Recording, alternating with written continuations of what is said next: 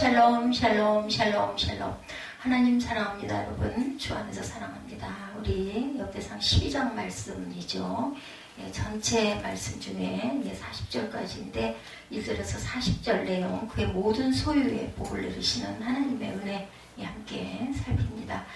시글락에 숨어있을 때 하고 1절에 시작이 되죠. 이것이 다윗을 사울을 피해서 블레셋에 숨어 있었던 다윗, 그때 그 숨어 있는 그 지역을 얘기하고 있습니다. 시몬 족속에게 분배가 되었으나 사울왕 시대에는 블레셋이 차지하고 있었어요. 이 사울왕을 피해서 시글락의 몸을 숨기고 블레셋을 도우면서 1년 4개월을 보냈고, 사울은 그 바람에 다윗을 더 이상 추적하지를 않죠. 나중에 사울이 죽은 뒤에 다윗이 헤브론으로 돌아가서 유다의 왕이 됩니다. 그에게 와서 싸움을 도운 용사들 12장 1절에 보면은 기스의 아들 사울로 말미암아 시글락에 숨어 있을 때 그에게 와서 싸움을 도운 용사 중에 등자가 있었으니 하고 얘기하고 있죠. 1절에서 21절에 기록된 용사들은 12장에서만 이름이 언급되고 있다고 해요. 이들은 다윗 사울을 피해서 시글락에 숨었을 때 다윗을 따르기 위해 베냐민, 갓, 유다와 므낫세 자손 등에서 위험을 무릅쓰고 다윗을 찾아 나온 사람들입니다. 2절부터 21절에 나온 용사들의 이름들은 특히 사울왕의 동족인 베냐민의 용사들이 사울을 버리고 다윗을 택한 것은 하나님의 말씀대로 살아가는 하나님의 종을 따르기 위한 바른 선택이었다. 또한 다윗이 도움이 되기 위해 용사들이 스스로 다윗에게 나온 점은 사울이 자신의 군대를 위해 용사들을 불러 모은 종과 대조를 이루고 있습니다. 역대상 12장 22절에 보면 그때 사람들이 날마다 다윗에게로 돌아와서 돕고자 하며 큰 군대를 이루고 하나님의 군대와 같았더라. 사무엘상 14장 52절에도 사울이 힘센 사람이나 용감한 사람을 보면 그들을 불러 모았더라. 그러니까 사울은 인위적으로 불러 모았고 다윗은 가만히 있어도 이 용사들이 다윗에게 이렇게 달려오죠. 아마세 18절에 아마세라는 이름이 나와요. 18절 볼까요? 그때 성령이 30명의 우두머리 아마세를 감싸시니 이르되 다윗이여 우리가 당신에게 속하겠고 이세 아들이여 우리가 당신과 함께 있으니 원하건대 평안하소서. 당신도 평안하고 당신을 돕는 자에게도 평안이 있을지니 이는 당신의 하나님이 당신을 도우심이다 한지라. 다윗이 그들을 받아들여 군대 지휘관을 삼았다 하고 나오죠. 다른 한 명은 압살롬의 군 지휘관이었어요. 압살롬의 반역 후에 요압을 대신하여 지휘관이 된 아마세입니다. 여기 아마세는 아마사와 동일 인물이고 본절에서 다윗이 아마세를 군대 장관으로 세웠다고 기록하고 있지만, 아마사는 다윗 왕정 후기의 사람이므로 다윗이 시글락에 있는 동안 그를 지휘관으로 세운 것이 아니라 압살롬의 반역 후에 요압을 대신하여 세웠다. 그렇게 보면 알 수가 있습니다. 이 무리가 다윗을 도와 도둑대를 쳤다. 21절에 이 무리가 다윗을 도와 도둑대를 쳤으니 그들은 다 큰 용사여 군대 지휘관이 됩니다. 이렇게 21절에 나와 있죠. 이 무리는 므낫세 용사들을 말합니다. 19절에서 20절에서 증거합니다. 이는 다윗이 블레셋을 치기 위해 시글락을 잠시 비운 사이에 아말렉 족속이 시글락을 침노하여 약탈하고 아내와 자녀를 사로잡아 끌고 갔을 때 다윗이 므낫세 용사들을 포함하여 그를 따르는 600명의 용사들을 이끌고 아말렉 족속을 쳐서 물리치고 모든 것을 다시 찾은 사건을 말하고 있습니다. 그래서 신앙은 또한 전쟁이죠. 무엇을 위해 우리가 싸워야 되나? 믿음의 도를 위해서 싸워야 되죠. 우리 삶 속에서 살아가는 것도 어떻게 보면 전쟁입니다. 항상 선택을 해야 되고 악한 세력을 물리쳐야 되죠. 싸움입니다. 유다서 1장 3, 4절에 단번에 주신 믿음의 도를 위하여 힘써 싸우라 말씀하고 있습니다. 유다서에도 누구와의 싸움이에요? 마귀 사단과의 싸움이죠. 에베소서 6장 12절 우리의 씨름은 혈과 육을 상대하는 것이 아니요 하늘에 있는 악한 영들을 상대합니다. 계시록 12장 7절에서 9절에도 나오죠. 마귀는 누구예요? 미혹하는 자들이죠. 계시록 20장 1절에 3절에 보면 용을 잡으니 곧 옛뱀이요 마귀요 사단이라 다시는 만국을 미혹하지 못하게 하였다. 계시록 12장 7절에서 9절에도 큰 용이 내쫓기니 옛뱀 곧 마귀라고도 하고 사단이라고도 하며 온 천하를 꿰는 자다. 항상 꼬여요. 꼬여요. 요즘 아이들 얘기로 꼬신다고 하죠. 항상 꿰는 자입니다. 무엇을 미혹해요? 믿음의 도를, 우리를 미혹하는 거죠. 믿음의 도는 택한 자가 내는 언약의 말씀을 자꾸 미혹시킵니다. 말을 갖다 들이붙여가지고 그럴듯하게 해가지고 자꾸만 헷갈리게 만드는 그런 미혹의 영들이 많습니다. 예, 유다서 1장 3절에도 있습니다. 그리스도 예수 믿는 도를 자꾸 미혹하게 합니다. 자꾸 믿음이 떨어져 나가게 하죠. 예, 절제 그 장차 오시는 심판, 그리스도의 도, 죽은 행실을 회개함과 하나님께 대한 신앙, 세례들 안수, 죽은 자의 부활, 영원한 심판, 살아있는 말씀, 이것이 바로 생명의 도다. 하나님의 도이기도 하죠. 마태복음 22장 16절에 증거되어 있습니다. 그래서 우리 12장 전체의 중요한 부분들을 한번 40절까지 살펴봤습니다. 우리 보면서 함께 가도록 합니다. 처음에 단락에 보면은 1절부터 7절까지 다윗을 도운 용사들이 나와요. 다윗이 기세의 아들 사울로 말미암아 시글락에 숨어 있을 때 그에게와 싸움을 도운 용사 중에 등자가 있었으니 그들은 활을 가지며 좌우손을 올려 물매도 던지며 화살도 쏘는 자여 베냐민 지파 사울의 동족인데 그 이름은 이러하니라. 3절부터 갑니다. 그 우두머리는 아히에셀이요 다음은 요아스이니 기브아 사람 스마의 두 아들이요 또 아스마의 아들 여시엘과 벨렙과 또 브라가와 아나도 사람 예후는 이름이 낯이 있죠. 기드온 사람 그 30명 중에 용사여 30명의 우두머리가 된 아스마야이며 예레미야와 야하시엘과 요하난과 그데라 사람 요사박과 엘루세와 여리목과 부아리아와 스마리아와 하룹 사람 스바디아와 고라 사람들 엘가나와 이시아와 아사셀과 요에셀과 야소모함이며 그돌 사람 여호함의 아들 요엘라와 스바디아더라.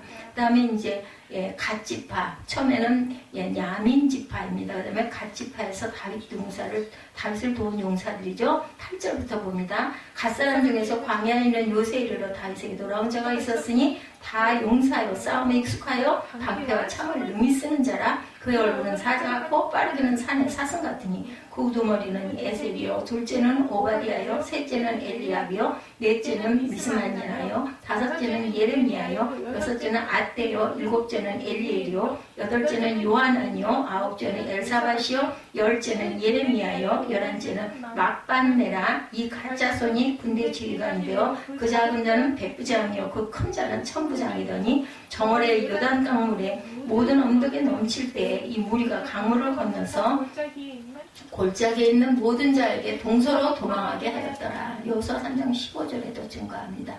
그 다음에 베냐민과 유다에서 다윗을 도운 용사들이죠. 16절에서 18절까지 베냐민과 유다 자손 중에 요새에 이르러 다윗에게 나오매 다윗이 나가서 맞아 그들에게 말하 이르되 만일 너희가 평화로이 내게 와서 나를 돕고자 하면 내 마음이 너희 마음과 하나가 되려니와 만일 너희가 나를 속여 내 대적에게 넘기고자 하면 내 손에 불의함이 없으니 우리 조상들의 하나님이 감찰하시고 책망하시기를 원하노라 하며 그때 성령이 30명의 우두머리 아마새를 감싸시니 이르되 다윗이여 우리가 당신에게 속하겠고 이새의 아들이여 우리가 당신과 함께 있으리니 원하건대 평안하소서. 당신도 평안하고 당신을 돕는 자에게도 평안이 있을지니 이는 당신의 하나님의 당신을 도우심이니라 한지라. 다윗이 그들을 받아들여 군대 지휘관을 삼더라. 이렇게 이제 자기들이 자칭에서 온 사람들을 자꾸 지휘관으로 그죠? 대장으로 삼죠. 므낫세 지파에서 다윗을 도운 용사들이 22절까지 19절부터 다윗이 전에 블레셋 사람들과 함께 가서 사울을 치료할 때 므낫세 지파에서 두어 사람이 다윗에게 돌아왔으나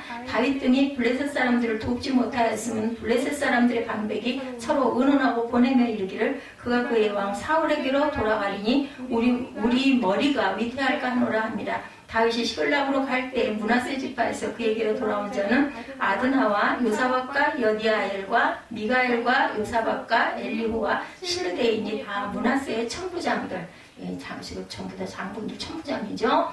그 무리가 다윗을 도와 도둑대를 쳤으니 그들은 다 큰 용사요 근데 지휘관이 되었더라. 그때 사람이 날마다 다윗에게로 돌아와서 돕고자 하며 큰 군대를 이루어 하나님의 군대와 같았더라.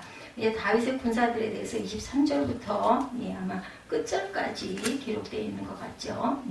끝절 40절까지 나옵니다. 전장에서는 다윗과 온 이스라엘 백성 사이에 맺어진 언약으로 인해서 다윗 왕국이 수립되었음을 우리가 보여주죠.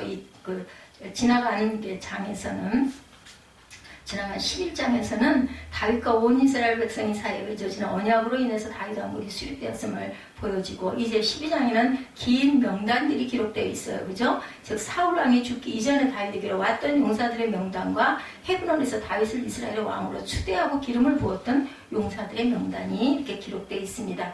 다윗에게 돌아오는 베냐민의 용사들을 우리가 쭉 읽었죠. 시글락에 거주하는 다윗, 그죠? 아까 시글락에 대해서도 제가 설명해 드렸습니다. 다윗은 왕이 되기 전 자신의 목숨을 노리는 사울을 피해서 시글락으로 망명하죠. 시글락은 블레셋 왕 아기스가 다윗에게 거주지를 준 곳이었습니다. 다윗이 시글락으로 망명했을 때 함께 동행했던 용사들은 겨우 600명에 불과했습니다. 그러나 다윗이 이곳에 거주하면서부터 수가 급격하게 늘어나죠. 자꾸 찾아옵니다. 자원에서. 다윗은 자신에게 다가오는 온갖 역경을 신앙으로 극복해서 가장 어려운 시기를 최상의 적기로 이렇게 변화시켜요. 그러니까 사람이 참 많이 따르는 거죠. 이렇게 하나님의 사람에게는 이렇게 많은 사람들이 따릅니다. 그게 은혜죠.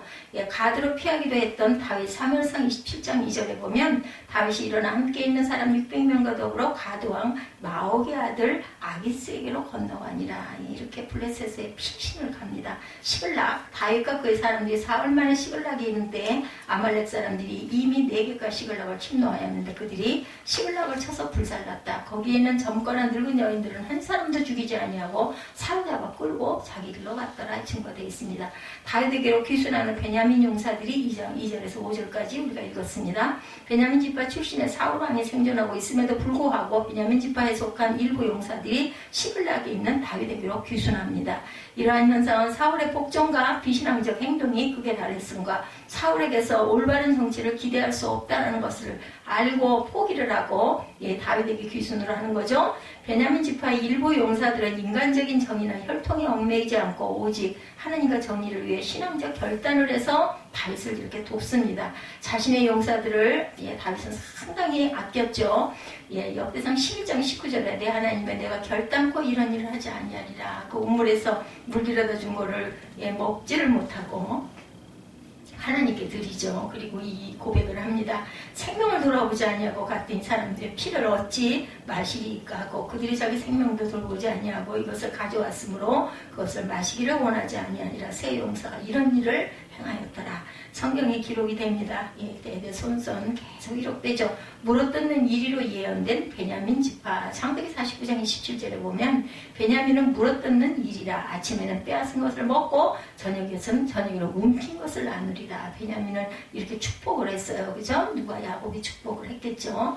베냐민 지파 용사들의 명단이 3절에서 7절까지 12장에는 다윗에게 귀순하여 그를 도왔던 베냐민 지파 용사들의 명단이 연로됩니다. 이들은 활을 잘 사용했고 맨손잡이로 유명했다고 합니다. 기브온과 고라와 그돌 사람의 용사들이 다윗에게 이렇게 돌아왔어요.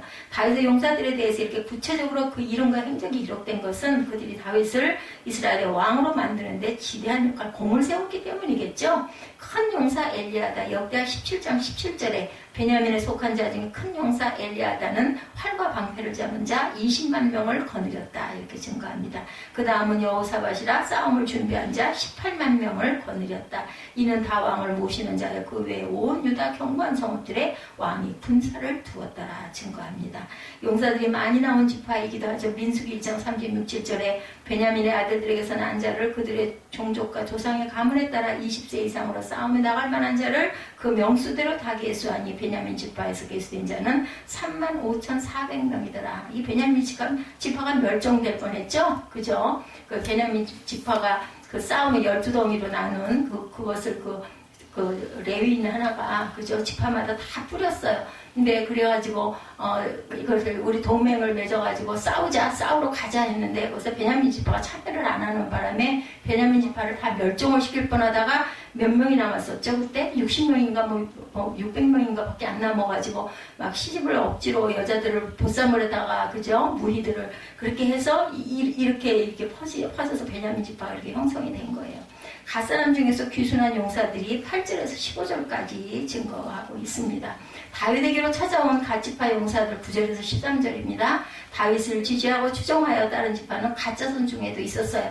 갓자손의 지방은 요단 동편의 길르앗으로 토지가 비옥하고 수임이 많아 목축하기 좋은 아름다운 곳입니다. 그럼에도 불구하고 갓의 용사들은 다윗의 사역에 동참하기 위해서 자신들의 고향을 등지고 거칠고 메마른 싸움터로 달려옵니다. 다윗을 찾아왔던 갓집파 사람들은 11명이었으나 그들은 싸움에 익숙했고 힘이 뛰어나 다윗에게 큰 힘이 되었다고 합니다. 그들은 사사와 같이 용감하고 사슴처럼 빠른 전사들이었다. 이 지파에도 군대 장관이 나오죠. 길르앗에 거한 자들. 열왕기상 4장 19절에 아모리 사람의 왕 시온과 바산 왕 옥의 나라 길르앗 땅에는 우리의 아들 게벨이니 그 땅에서는 그 한 사람만 지방 관장이 되었더라. 에셀에 대해서 역대상 12장 9절에도 그 우두머리는 에셀이요 둘째는 오바데요 셋째는 엘리압이요 하고 나오죠. 여기 이름 명단에 갓지파 용사들의 이름 내에 나온 사람들을 증거하고 있습니다. 다윗을 위해 충성을 다했어요. 8절에서 15절에 보면 다윗에게 돌아온 갓지파 용사들은 행군할 때도 용감하게 앞을 향하고 뒤로 물러서지 않고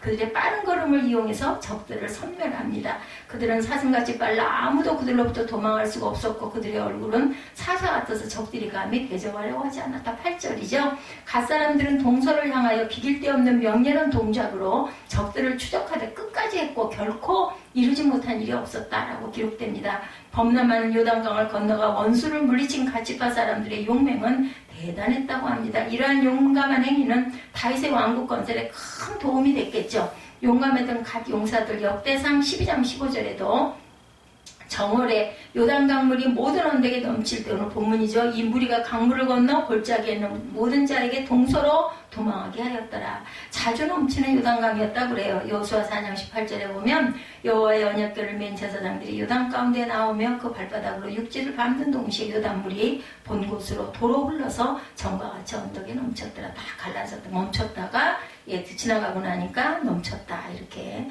이것도 하나님의 기적이죠. 하나님이 하신 거죠. 다윗을 따른 용사들이 16절에서 18절에 증거합니다. 유다와 베냐민 지파 용사들 사울이 속한 베냐민 지파의 일부가 사울왕에서 행존하고 있음에도 불구하고 다윗을 따르자 다윗은 의아한 생각을 갖습니다. 당시 다윗은 많은 사람들로부터 여러 차례 속임을 당하였기 때문에 자기에게 찾아온 유다와 베냐민 지파 용사들을 의심을 했다는 거죠. 성신의 감동, 성령의 감동된 아마세의 고백을 드린 다윗은 하나님께서 유다와 베냐민 지파 사람들을 보내셨다는 확신이 들자 그들을 영접하고 언약을 맺었어요. 다윗 앞에 나온 유다와 베냐민 지파 역대상 12장으로 보면 16절에 보면 베냐민과 유다 자손 중에 요새에 이르러 다윗에게 나오매 그렇게 말하고 있죠. 하나님의 사람을 알아봅니다. 사무엘상 16장 4절에도 보면 사무엘이 야훼의 말씀대로 행하여 베들레헴의 이름에 성읍 장로들이 떨며 그를 영접하여 이르되 평강을 위하여 오시나이까 이렇게 말하죠. 그 다음에 므낫세 지파 용사들이 19절에서 22절까지 증거하고 있습니다. 우리가 아까 어디까지 읽었죠? 여기 다 읽었나요? 아니 안 읽은 데가 끝까지 40절까지 다 읽진 않았는데 40절까지는 안 읽었어요. 중간까지 갓지파 사람들 거기까지 읽은 것 같아. 그래서 19절에서 22절에는 므낫세 지파 용사들, 므낫세 지파에게 다윗을 찾아온 용사들은 아드나와 요사밧 등인데 천부장들과 아까 했어요. 천부장들이여 용맹이 특출한 용사였다. 여기 우리 함께 읽었습니다. 그들은 다윗을 도와서 시글라앗을 약탈했던 아말렉 무리를 섬멸합니다. 다윗을 따른 므낫세 지파의 용사들이 수요는 많지 않았지만 다윗과 함께 큰 일을 행했어요. 하나둘 모이기 시작한 다윗의 군대는 큰 군대가 되죠. 다윗에게 나온 므낫세의 천부장들 20절에 증거했었어요. 다윗이 시글락으로 갈 때에 므낫세 지파에서 그에게로 돌아온 자는 아드나와 요사밧과 여디아엘과 미가엘과 요사밧과 엘리후와 실르데인이 다 므낫세의 천부장들인 1000명의 군사를 가진 대장들이죠. 각처로부터 모여든 용사들에서 24절에서 37절까지 우리 여기 아마 안 읽었을 거예요. 한번 읽어보죠.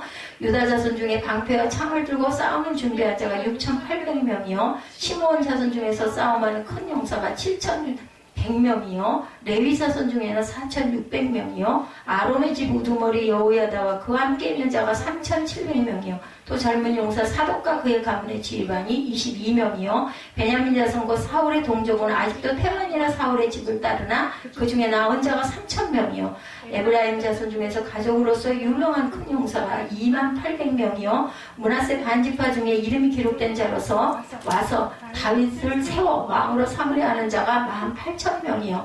이사갈 자손 중에서 시세를 알고 이스라엘이 마땅히 행할 것을 아는 우두머리가 200명이니 그들은 그 모든 형제를 통솔하는 자이며 스불론 중에서 모든 무기를 가지고 전열을 갖추고 두 마음을 품지 아니하고 능히 진영에 나아가 싸움을 잘하는 자가 50,000명이요. 납달리 중에서 지휘관 1,000명과 방패와 창을 가지고 따르는 자가 37,000명이요.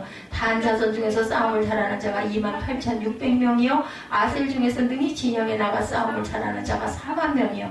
요단 저쪽 루벤 자손과 갓 자손과 므낫세 반지파 중에서 모든 무기를 가지고 능히 싸우는 자가 120,000명이었더라. 이 모든 군사가 전열을 갖추고 다 성심으로 헤브론에 이르러 다윗을 온 이스라엘 왕으로 삼고자 하고 또 이스라엘의 남은 자도 다 한 마음으로 다윗을 왕으로 삼고자 하여 무리가 거기서 다윗과 함께 사흘을 지내며 먹고 마셨으니 이는 그들의 형제가 이미 식물을 준비하였습니다.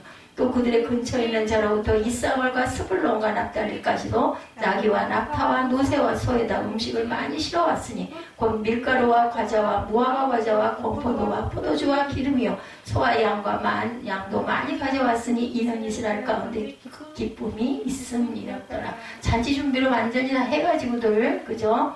예, 헤브론으로 달려오죠. 각처에서 이렇게 많은 용사들이 모였습니다. 다윗을 왕으로 세우기 위해서 모여든 용사들의 수가 이렇게 우리가 읽은 대로 각 지파별로 자세하게 기록되어 있죠. 12장에. 다윗이 시글락으로 망명할 당시 군사가 600명에 불과했지만 이제는 35만에 가까운 큰 군대가 됩니다. 힘이 생긴 거죠. 이처럼 이스라엘 전역에서 용사들이 모여들었다는 것은 다윗에 대한 온 이스라엘의 지지를 반영하겠죠. 유능한 병사들이라고 역대하 14장 8절에도 말합니다. 아사의 군대는 유다 중에 큰 방패와 창을 잡은 자가 30만 명이요 베냐민 중에서 작은 방패를 잡으며 활을 당기는 자가 28만 명이라 그들은 다 큰 용사였더라. 그래서 12장을 통해서 우리는 하나님께서 함께 해주시는 자에게는 많은 사람들이 여러 가지 도움을 주게 된다는 사실을 우리가 깨닫게 됩니다. 아울러 다윗왕이 누린 영광의 배후에는 참으로 많은 사람들의 헌신적인 노력이 있음도 발견됩니다. 따라서 우리는 무엇보다 하나님께서 함께 하실 수 있도록 믿음으로 거룩한 삶을 살아내야 되겠죠. 다윗은 사울을 피해서 시글락에 숨었어요. 이때 이사갈 자손 중에서 시세를 알고 이스라엘을 마땅히 행할 것을 아는 두목 200명이 다윗에게로 옵니다. 물론 이사갈 자손뿐만 아니라 이스라엘 전역의 전 지파로부터 오죠. 아까 우리가 여러 군데 읽은 것처럼 이 사람들은 시세를 알고 그 세상에 돌아가는 정세를 알았다라는 거죠. 마땅히 행할 것을 아는 사람들이다. 마땅히라는 사전적 의미는 제자리에 옳게 들어서서 잘 어울리는 상태 혹은 당연히 옳은 상태, 마땅히 해야지 이런 얘기 우리 많이 하죠. 그렇다면 이들은 역사의 무대에서 자신의 존재를 보존할 줄 아는 사람들이었다는 거죠. 그래서 참 그때의 정세를 잘 깨닫고 파악해야 돼요. 예, 이런 얘기 할 때 보면은 누구죠? 기생, 라합. 그죠? 예, 그런 경우에도 자기 가족을 살리잖아요. 하나님이 역사하신다는 거 깨달고 미리 알고. 그래서 우리는 정말 마음을 열고 귀를 열고 항상 하나님의 말씀을 잘 묵상해야 합니다. 그렇다면 이들은 역사의 무대에서 자신의 존재를 보존할 줄 아는 사람들이었는데 하나님의 예언의 말씀이 자신의 강력한 지배의 이데올로기가 된 사람들.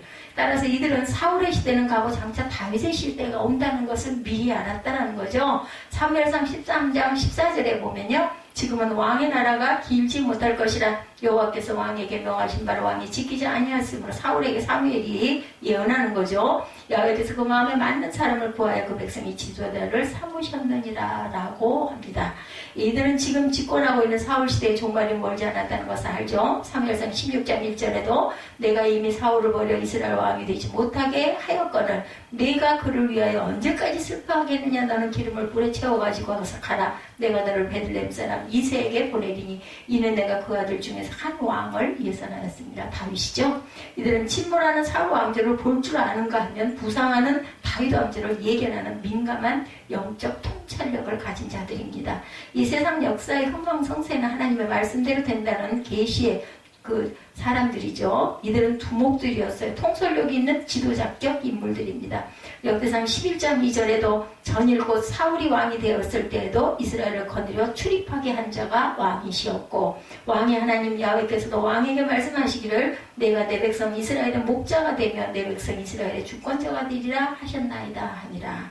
다윗을 따르는 사람들은 옛날 사무엘을 통하여 말씀하신 대로 다윗이 사울의 뒤를 이어 왕이 되겠고 이스라엘을 치게 할 것을 알고 있었어요. 이들은 이렇게 계시 의존 신앙으로 마땅히 행할 것을 알고 다윗에게로 모이는 결속운동을 감행한 자들, 성경에 기록된 자들이죠. 12장 1절에 다윗이 기세의 아들 사울을 인하여 시글락에 숨어있을 때 그에게와 싸움을 돕는 용사 중에 든자가 있었다라고 말합니다. 시글락은 가나안 정복 후에 시몬 족속에게 할당된 땅이었는데 BC 12세기 초에 블레셋이 점령한 이후부터 다윗 시대 전까지 블레셋의 지배 아래, 그리고 나서 다시 다윗이 점령을 했겠죠. 이 시글락을. 다시 이곳은 블레셋의 가드왕 아기스의 지배 아래 있었습니다. 이 아기스는 이 땅을 다윗의 거처로 주었어요. 다윗은 그곳에서 1년 4개월을 지낸 후에 헤브론으로 돌아오게 되죠. 사울이 죽은 후에 아까 우리가 본 것처럼 갓 지파에서 왔다. 12장 14절에 이 갓 자손이 군대 장관이 되어 그 작은 자는 100인을 관할하고 그 큰 자는 1000인을 관할하더니 이렇게 나와 있습니다. 14절에 보면 므낫세 지파에서도 오죠. 12장 20절에 므낫세 지파에서 그에게로 돌아온 자는 아드나와 요사박과 여디아엘과 미가엘과 요사박과 엘리후와 실르덴이 다 므낫세의 천부장이다. 유다 자손 중에서 오죠. 세 번째 12장 24절에 유다 자손 중에서 방패와 창을 들고 싸움을 예비한 자가 6,800명이다. 많죠. 시므온 자손 중에서도 옵니다. 12장 25절에 시므온 자손 중에 싸움하는 큰 용사가 7,100명이요.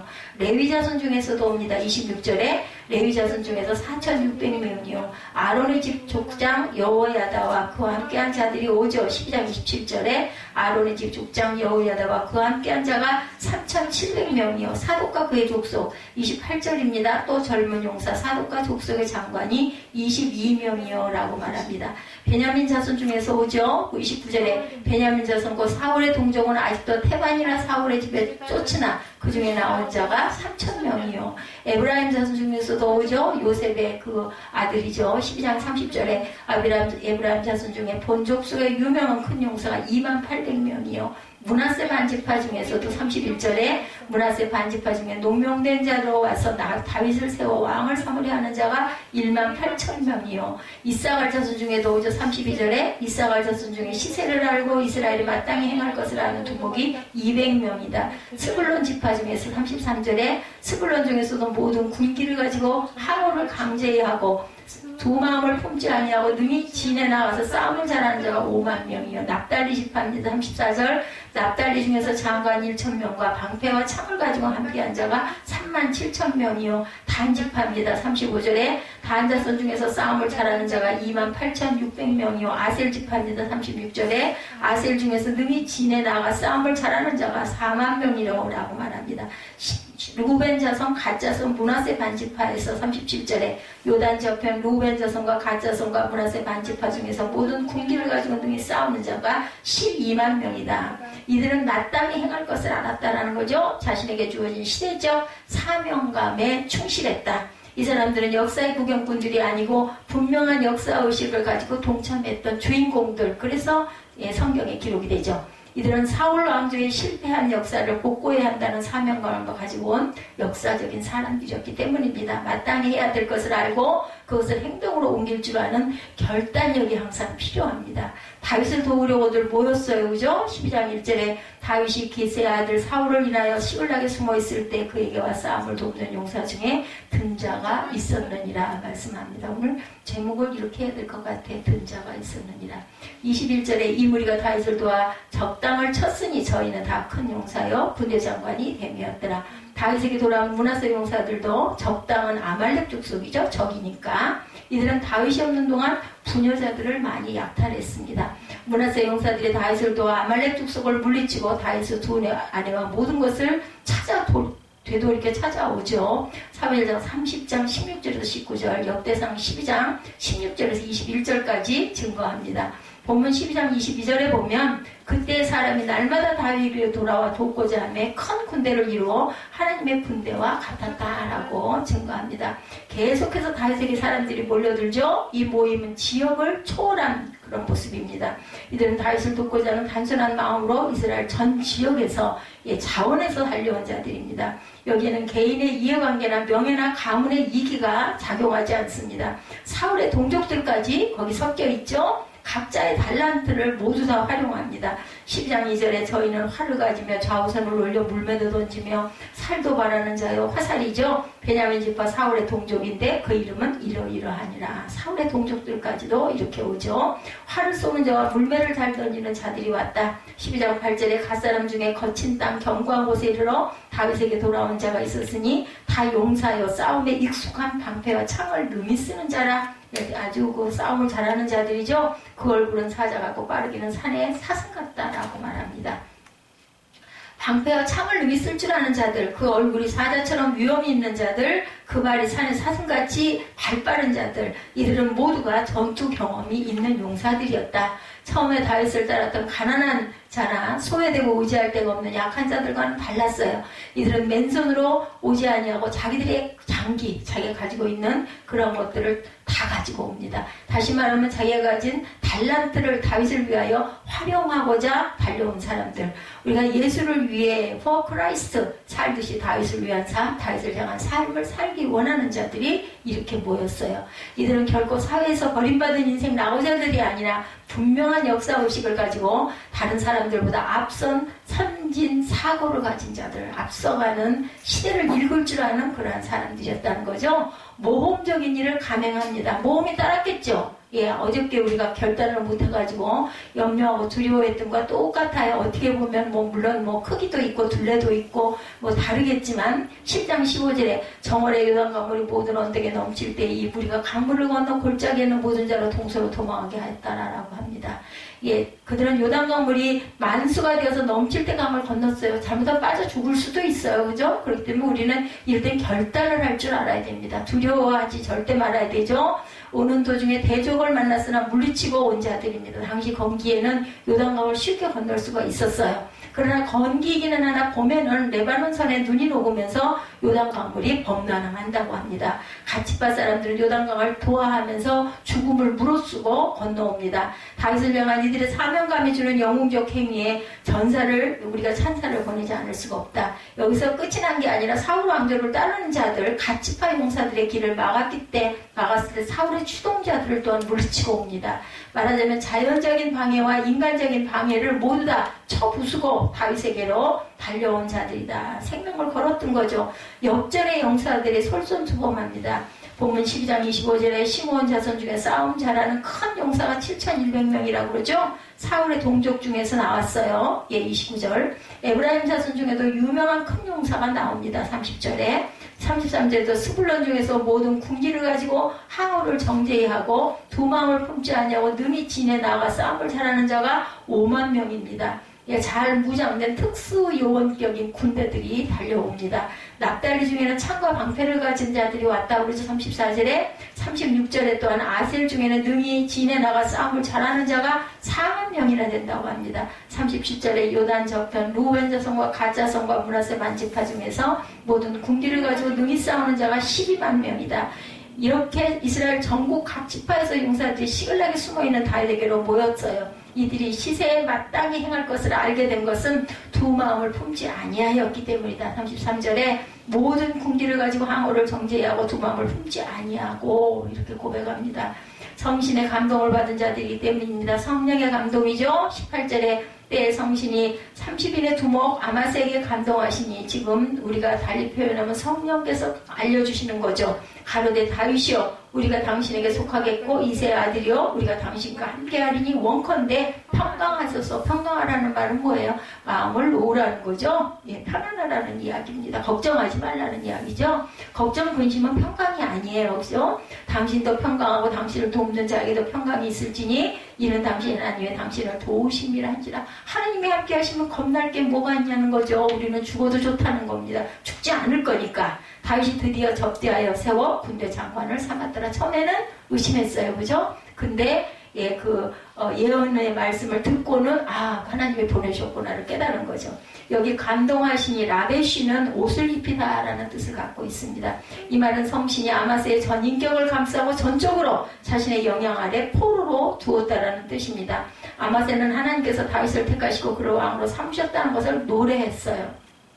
새벽 예배 때 제가 은혜를 받은 게 하나 있는 게 뭐냐면은 우리가 성경을 제가 그래서 은혜를 받는 것 같습니다. 입술로 계속 고백해서 읽어야 돼요. 그냥 속으로 눈으로 읽는 것보다 소리내서 읽음으로 인해서 내 귀가 듣거든요. 그리고 마음판에 새겨진다. 눈으로 보고 새겨지는 것보다 입으로 말을 이렇게 소리를 낼 때 그것의 파장으로 인해서 내가 또 거기에 은혜를 받는다라는 거죠.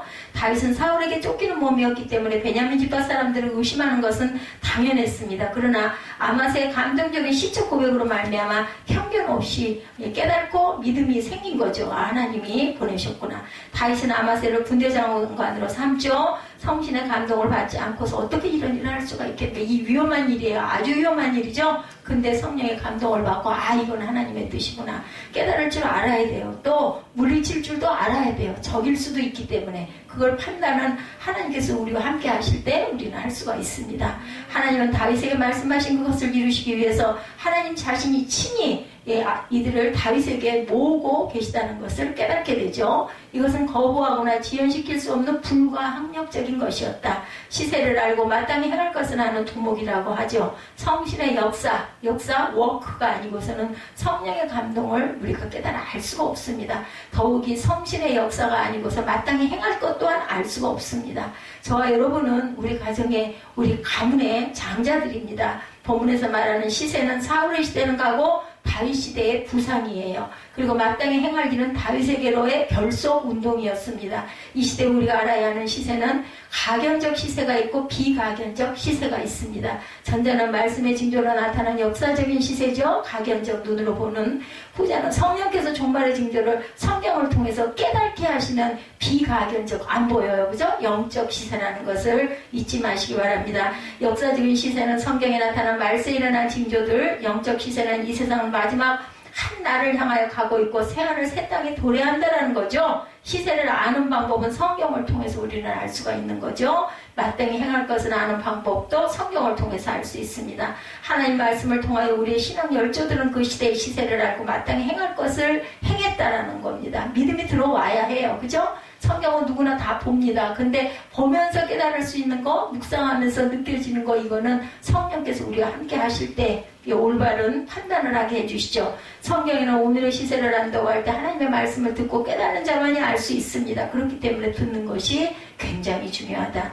눈이 나쁘거나 육신의 불편함도 괜찮은데 듣지 못하면 큰일입니다. 저도 귀를 굉장히 소중하게 여깁니다. 그래서 이어폰을 좀 쓰고 싶어도 잠깐 쓰다가 저는 얼른 빼버립니다. 그리고 그냥 눈을 감고 듣거든요. 불교는 인간이 스스로 진리를 발견할 수 있다고 그러죠. 공자는 사람이 태어날 때부터 모든 것을 안다고 얘기한다고 합니다. 히라빈들은 말하기를 인간이 진리를 타고났기 때문에 이렇게 저렇게 믿으라고 할 필요가 없다고 그러나 우리는 기독교는 그렇게 가르치지 않죠. 기독교의 복음은 외부로부터 듣지 못하면 완전히 진리를 소유할 수가 없습니다. 하다못해 내가 소리쳐 읽으면서라도 내가 들을 줄 아는 그러한 은혜가 있어야 합니다. 이것이 계시 종교의 특색입니다. 그래서 기독교를 타율주의 종교라고 말합니다. 우리는 성경에서 말세를 봅니다. 설교를 듣는 가운데 시세를 깨닫게 되고 시세를 알기 때문에 설교를 또한 듣게 되고 들음으로 우리는 은혜를 느끼게 돼요. 그 성령의 임재가 없는 사람들은 들으면 시끄럽고 지루하고 귀찮고 얼른 끝났으면 좋겠고 인 거고, 그렇지 않은 사람들은 말씀은 들으면 들을수록 몇 번을 들어도 마음에 은혜가 자꾸 오죠. 그거는 우리 사람이 힘으로 할 수 없는 것인데 중요한 것은 내가 받아들이려는 마음밭이 돼 있느냐, 이것은 본인이 노력해야 될 부분입니다. 이스라엘의 각지파 용사들이 악신에 들려있는 사울의 때가 가고 있는 것을 알고 사울을 피해서 시글락에 숨어있는 다윗을 중심으로 모인 것처럼 우리는 주님의 몸된 교회를 중심으로 항상 모여야 할 줄 믿습니다. 그리고 잠깐이라도, 제가 오늘 새벽에 그런 마음이 어제부터 든 것 같아요. 5분 정도라도, 왜 우리는 늘 바쁠까? 시간이 많은데도 불구하고 말씀을 조금 덜 우리가 깨달을지라도 한 5분이라도 처음에 시작하기 전에 묵상을 좀 하고 조용히 묵상 기도를 좀 한 후에 우리가 예배를 시작을 했으면 좋겠다는 마음이 들더라고요. 마지막에는 우리가 또 직장에 갈 시간도 있고 하니까 한없이 길게 드릴 수가 없으니까 그냥 잘라야 되기도 하고 짧게 해야 되기도 하고 또 시간이 될 때는 찬양을 드리면서 은혜를 깨닫기도 하고 통성으로 기도할 수도 있지만 우리가 처음에 딱 교회에 같이 모였을 때 우리 한 마음으로 묵상으로 조용하게 한 5분 정도 이렇게 기도하고 하나님께 나아가야 되겠다 이런 마음이 그렇게 강하게 오더라고요. 우리 편에서 세상의 힘을 인정했기 때문에 우리가 사는 이 세상에 가고 있다는 실상을 아는 성도는 주님의 몸된 교회를 믿고 나오게 되어 있다는 것. 사도행전 13장 48절입니다. 이방인들이 듣고 기뻐하여 하나님의 말씀을 찬송하며 영생을 주시기로 작정된 자는 다 믿더라. 아주 귀한 말씀입니다. 13장 48절에 이방인들이 듣고 기뻐하여, 이방인들은 뭐예요? 유대인들이 아니라는 거죠. 믿지 않는 자들이 듣고 기뻐하여 하나님의 말씀을 찬송하며 영생을 주시기로 작정된 자는 다 믿더라. 하나님의 말씀이에요. 찬송은. 그래서 하다못해 찬송이라도 우리가 열심히 많이 하자. 찬송을 제가 굉장히 신경 써서 고릅니다. 그래서 교회 나오는 것 자체부터가 어떻게 보면 모험이다라는 거죠. 눈으로 보기에는 악신이 들려 미쳐있는 사울이 얼마나 화려하고 의기양양했던가. 그래도 어떻게 사무엘이 11조는 좀 꼭 해라 그러니까 2만 원쯤 하면 될까요? 하더라고요. 그래서 참 속으로 그래도 그동안에 훈련이 되긴 됐구나 했습니다. 11조라고 꼭 11조만 하는 건 아니란다. 그러고 알려주고 말았어요. 네가 알아서 잘해라. 또 너 부족하면 내가 주지 않니. 그냥 그러고 넘어갔습니다. 다윗에게로 왕권이 옮겨지는 것이 하나님의 뜻이라는 것을 아는 사람은 한사코 다윗에게로 나오죠. 이 세상에 얼마나 우리를 자극하고 희한한 것들을 우리를 유혹합니까? 근데 참 감사한 건 그런 게 하나도 유혹이 되지는 않더라고요. 뭐 그런 거 하나도 뭐가 부럽거나 그런 건 없어요. 그냥 몸이 불편한 거 이거 하나만 조금만 좀 나아졌으면 이런 마음은 있지만 뭐 이런 것들이 막 뭐 부럽고 뭐 갖고 싶고 이런 건 없습니다. 실로 과학 만능주의, 물질 만능주의는 우리를 묶어놓기 충분하지만 정말 신앙을 가진 성도는 반드시 살아남을 생의 애착을 가지게 됩니다. 그런데 세상에서 살아남을 생의 애착이 아니라 영생이죠. 자기가 하나님께로 받은 각양 달란트를 귀하게 여기고 묻어두지 않고 선용하려고 하죠. 많이 쓰려고 합니다. 축복스럽게 저와 여러분이 이러한 영적인 분별력과 분명한 역사의식을 가지게 된 것은 하나님의 은혜라는 것을 우리가 감사하시고 믿고 깨달은 저와 여러분이 되신 것을 참 저는 큰 축복이라고 생각을 합니다. 제가 하나님을 몰랐더라면 지금 이 시간 이 순간 어떻게 돼 있을까 생각만 해도 너무너무 무섭습니다. 우리 역대상 12장 말씀을 통해서 다윗에게 모여들어온 많은 기가 막힌 군대 장관들 이 이야기를 통해서 우리가 오늘 또 다시 한번 더 힘을 내서 하나님의 나라를 위해서 더 기도하고 감사하고 찬송하는 저와 여러분 되시기를 주님의 이름으로